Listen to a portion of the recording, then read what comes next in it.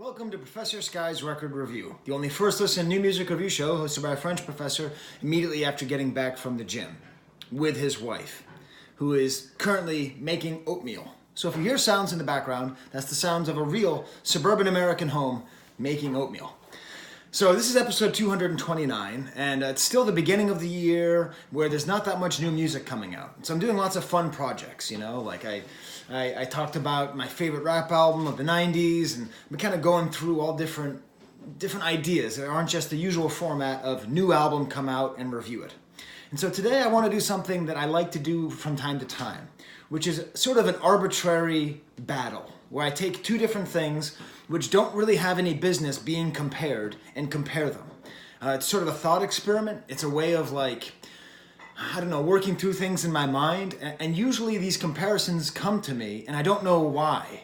And so part of the fun of it is why do I want to compare these things? And ultimately I come to some answer. So let's see here. We're going to be comparing Lil Uzi Vert's song, Futsal Shuffle 2020, although it was released in December 2019, and Fabulous's B.O.M.B.S, released in November 2019. So this is kind of a late year rap battle. And really what I want to highlight is that both of these songs, I would argue, show the glory of hip hop. Taken together, I feel that there's they're both stupid songs that say nothing about anything. If there's any unifying theme, it's sort of a low-grade, unfortunate misogyny. But they don't really say anything. They don't do anything. There's no big statement, but they're very different, and they get a reaction. They get some sort of emotional, physical reaction. So I'm going to be comparing them.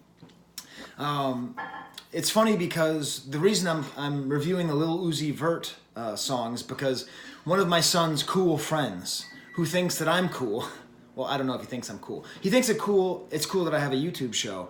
He's like, hey, Mr. Payne, you should do this Lil Uzi Vert song. And I'm like, okay, who's Lil Uzi Vert?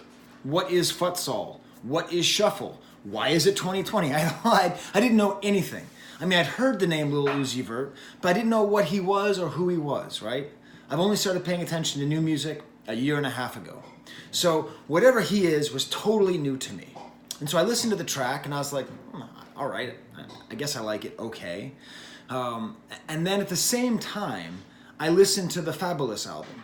And I don't love the album. It's pretty good. It didn't quite make the cut for me to review it. But there's this one song, B.O.M.B.S, which stands for Back on My Bull S word. I'll just say ish for this video. So Back on My Bull ish. And I realized if I were a 15-year-old kid, and let's say my friend Keith's dad did a YouTube show, I'd be like, listen to this, talk about this. Because this track just got me so excited and made me want to just talk about it and explore it. So that's why I'm comparing this. Lil Uzi Vert and Fabulous. It's sort of young versus old. It's sort of mind versus heart. We'll kind of get into that. The main difference, I would say, between these is that Lil Uzi Vert made a dance song, a song to move your feet. And Fabulous made a song to nod your head. When you listen to the Lil Uzi Vert song, you just want to get up and do I guess there's some video on YouTube. I watched it for 5 seconds. I listened to the song 30 times, but I only watched the video once. Hey, my oatmeal's ready. And the feet are dancing and all sorts of crazy fun dancing, very of the moment, right? Very much 2020. You got to have the viral video. You got to have the Instagram. You got to have all the viralness of it, right? That's very clear. But it's a good dance track. Whereas the Fabulous song, B.O.M.B.S, Back on My Bullish, is just to nod your head. You're just you listen to it and you just get psyched. And it's that feeling, hip hop does better than any other music. Of having your hand on the wheel and listening to some music with good bass and good rhythms and good beats and just feeling that surge of power and confidence. it instills that in me. Now, I listened to it with my wife while we were driving back. I was like, which one of these songs do you like better? And she said neither. So, it's not for everybody. I was thinking about doing this video as like just me explaining to her all the songs, but it's interesting because she's from a different country, hip hop is completely inscrutable to her. Even though she speaks English perfectly, the layers of slang where one word means something else means that she actually writes better than I do in English. Like I can't edit my own stuff, she can. She's looking over at me. It's true. But when I play her a hip hop song, she's like, yeah, this might as well be in French. This might as well be in Japanese. Like nothing goes through. So let's talk about it. Let's kind of go song by song. I want to play them for you. I really, really do. But if I played them for you, the copyright goblins would come after me. Because anytime I play two songs by two different copyright holders, the goblins, they jump onto my YouTube channel and they go, and they just destroy whatever it is I want to release. So let me first review Lil Uzi Vert. I looked it up. I listened to the song like 10 times this morning. 25-year-old kid. Apparently he's credited as being one of the godfathers of the leaders of the emo rap movement. As I discussed recently, Onyx should be considered the real predecessors of the emo rap movement. Watch that video if you want to. And this song is so quirky. Like, oh my God. Like it starts off with the Tyler, the Creator, like saying like, you should, sing along or something like that. And then there's all these quotes by this guy, Nardwuar, who's a Canadian interviewer. And it turns out, in order to understand the Lil Uzi Vert song, first you have to watch the interview with Nardwuar. Because this interview, so Nardwuar is like this Canadian interviewer who he's sort of like Tom Green in a way, but he's like a respectful Tom Green. He's like Canadian and obnoxious, but he very clearly does a lot of research. So he's interviewing Lil Uzi Vert, and like first he starts off by being like, "So your name is Lil Uzi," and then Lil Uzi Vert's like, "Vert," and very clearly he knows who he is because like he instantly gives him a poster for a Gigi Allen concert. Apparently, Lil Uzi Vert is a big fan of Marilyn Manson and Gigi Allen. So already as like an old 90s shock rock metal guy, I'm like, okay, so this is a change, right? Fabulous, who rose to prominence in the early 2000s, I don't think would be very proud of his love of hard rock from 20 years ago, 30 years ago, right? And in this interview, you get the sense of why Lil Uzi Vert is a viral sensation. He's totally engaging, he's very quick, he's very funny.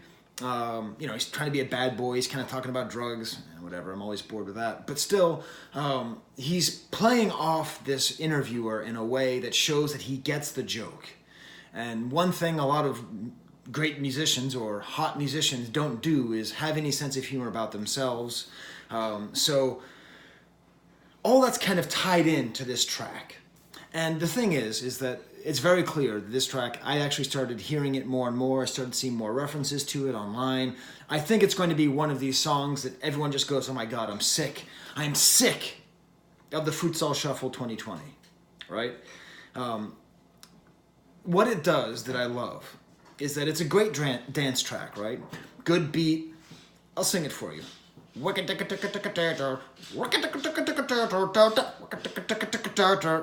It's very kind of staccato and like jerky, So it is a dance beat, It's got a 4 on the floor beat, but the rhythms themselves are more interesting than you might think, and it has the ability that a lot of the new rap songs that go viral do to just be weird, even like "In My Feelings" by Drake is just a weird song. It was huge, but it's just weird, right? I mean, if you played it for someone 30 years ago, they'd be like, "This is a radio hit." Okay,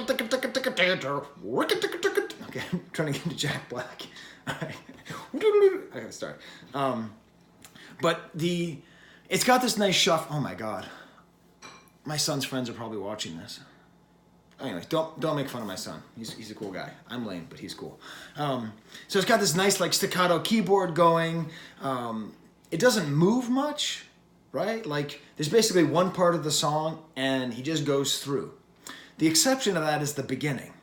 So it starts off with just these little, like, tinkly piano or keyboard notes.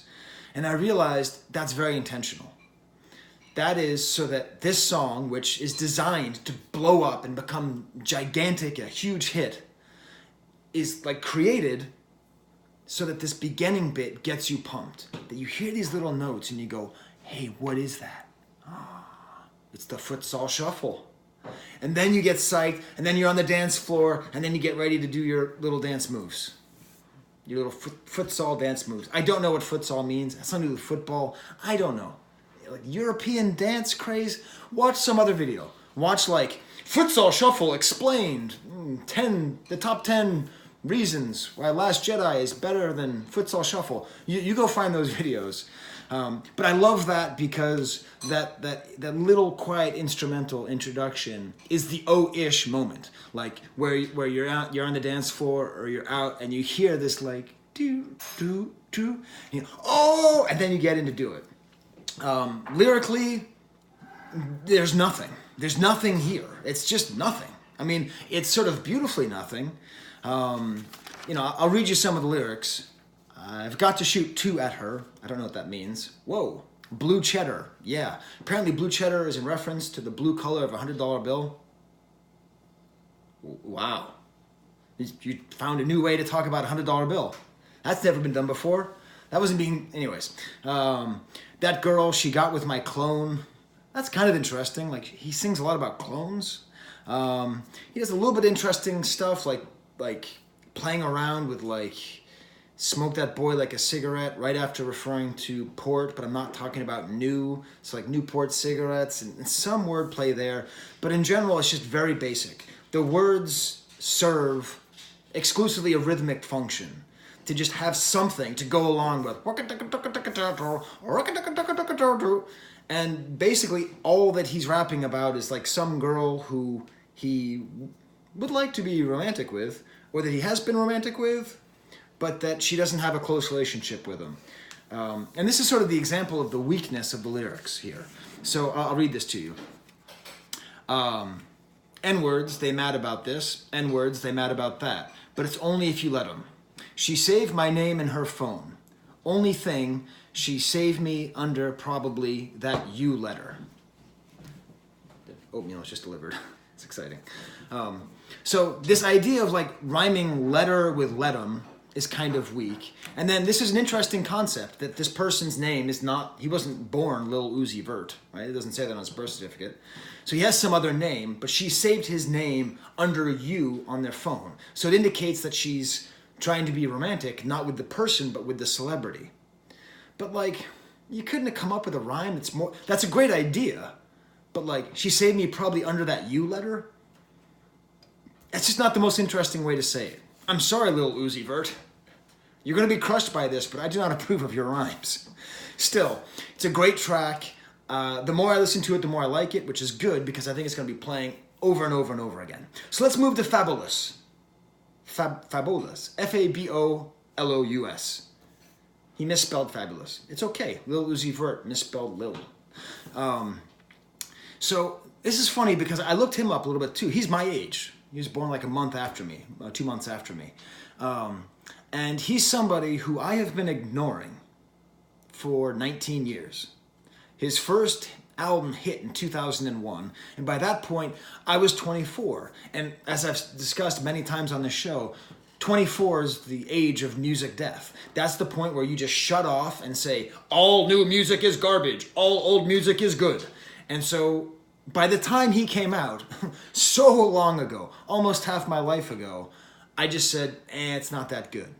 I went back and listened to his first 2 singles. He just sounds like a bad boy reject. Like the samples are too obvious. The samples are overused.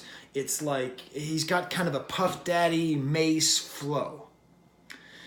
So this song, when I heard it a month ago, whenever it was, 2 months ago, when I was thinking about reviewing this album, just blew my mind because it's really, really cerebral. It's really smart, but it's smart in a way that it's just taking one word, bullish, okay, and just exploding that concept in multiple different ways, in ways that are completely inscrutable to anybody who doesn't understand the 1990s Chicago Bulls basketball team.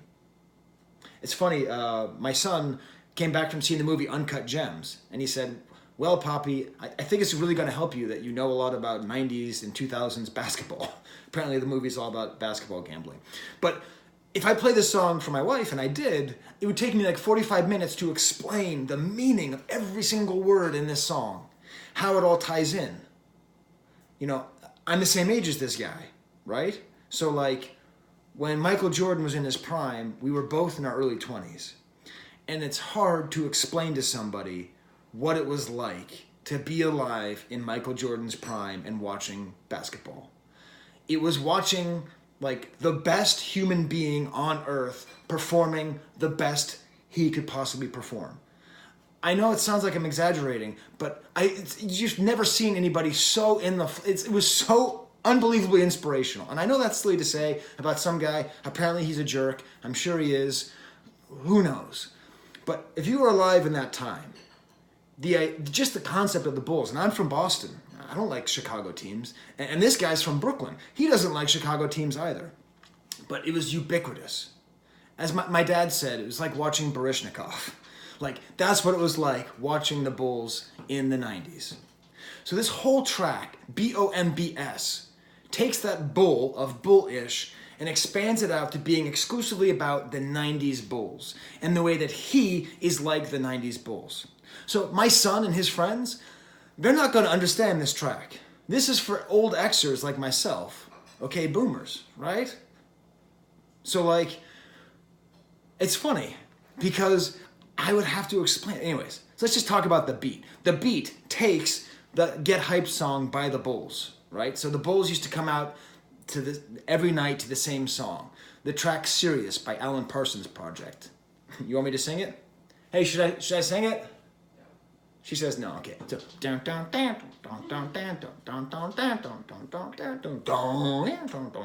So like the super getting hyped up song that you've heard 1,000 times.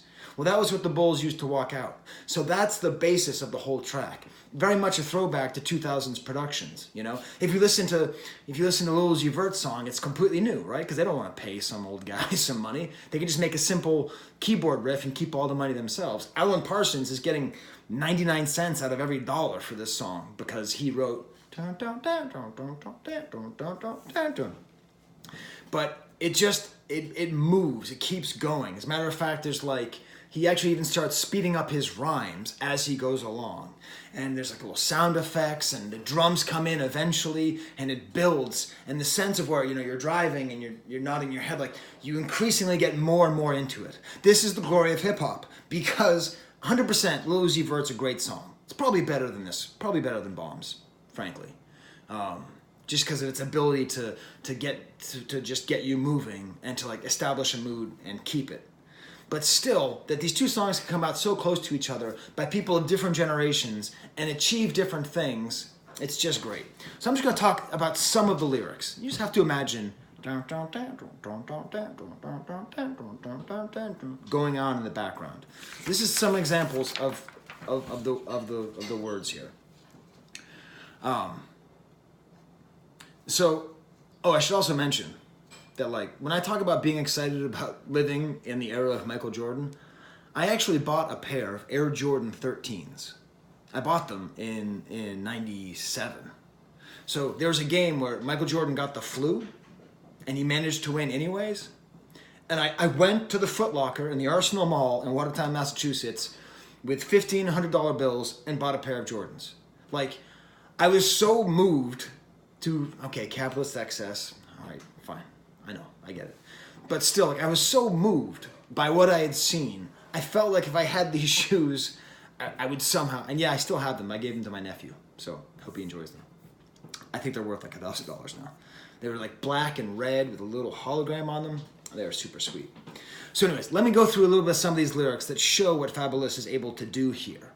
And what, if you aren't familiar with the story, you don't get it.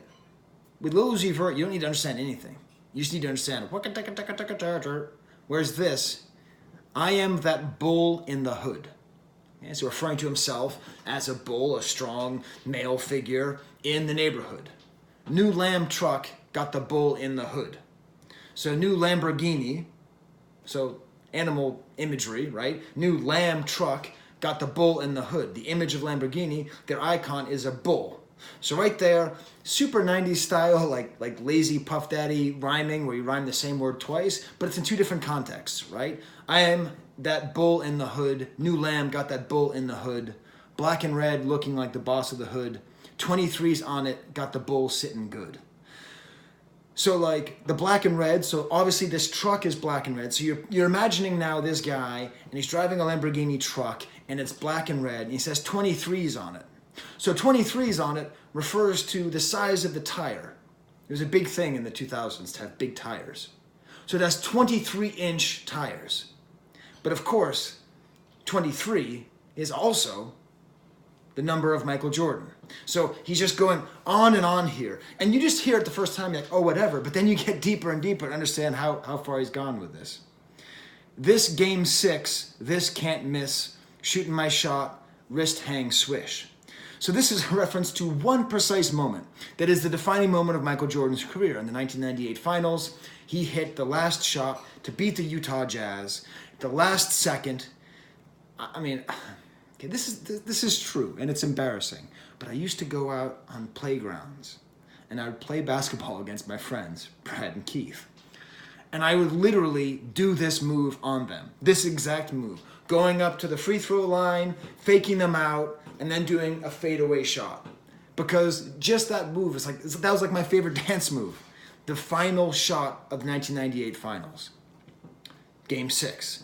To the point where, if you were alive at that time, and you were following sports, the word Game 6 is metonymically linked to this moment. Like, that's all you have to say. If you just say Game 6 to somebody who paid attention to sports back then, there's no other question what you're talking about. So this Game 6, this can't miss. So Jordan couldn't miss because he made the shot. Shooting my shot, wrist hang swish. So when he shot it, his wrist hung like that and it was a swish. And then he goes further. Ice my ish, like I just sprained this.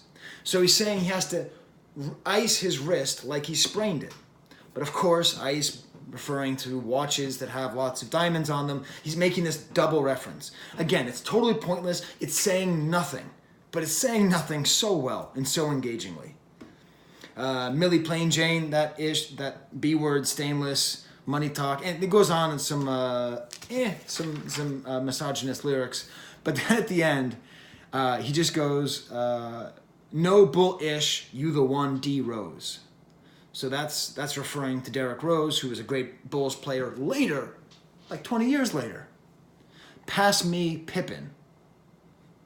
The long nose. The game's over, the horn blows.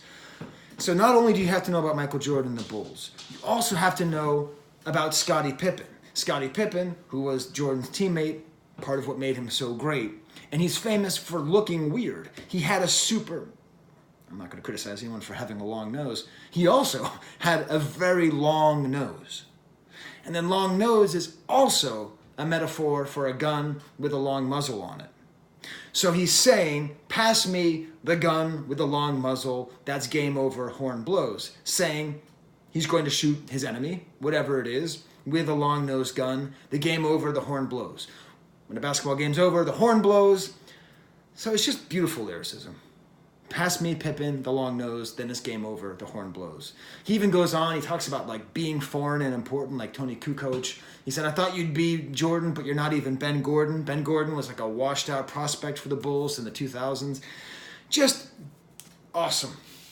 All these things mixing in together to make two great rap tracks. So that's my homework for you. Listen to these back to back like I did. Listen to them 10 times. What else are you doing today, right? Like, listen to them, enjoy this moment that we're living in, where hip-hop is king. Hip-hop rules everything around us right now. And these two different songs show two different sides, express similar feelings, but from different ways. And that feeling is just, I'm awesome. Two different ways of saying I'm awesome. Okay, well, with that said, I'm going to give you Mrs. Payne's wonderful oatmeal recipe. So what she did was she cooked these eggs. Okay, she cooked these eggs and then covered them in some pepper and is putting them on top of this oatmeal. What did you put in the oatmeal? Parmesan. should put Parmesan in the oatmeal. It is savory oatmeal. I cannot tell you how good this is going to taste. So, all right. I should write a rap song about this oatmeal. I'll do that right now. Okay, until next time, there's the camera.